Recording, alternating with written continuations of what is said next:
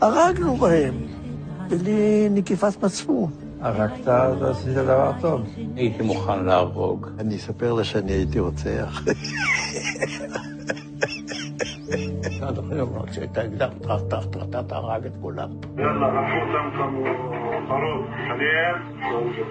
בזמן קרב, אם מישהו ירים ידיים, משהו כזה. לא לקחתי שבויים. כמה עד עכשיו אנשים הרגת ככה?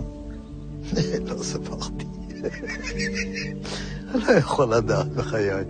הוא תפס אישה, חתיכה צעירה, נכנס לבית אחד, הכין חדר מיטות, עם מיטה, פרטה לזיין אותה. הילדה חזרה סמרטוטיה. אחד אנס שם איזה ילדה בת 16, משהו כזה. אתה מבין?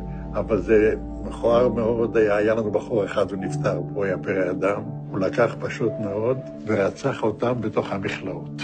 חוטי ברזל כאלה, עגולים כאלה, אספו כל הגברים. הם יושבים שם, כל העם, על הרצפה.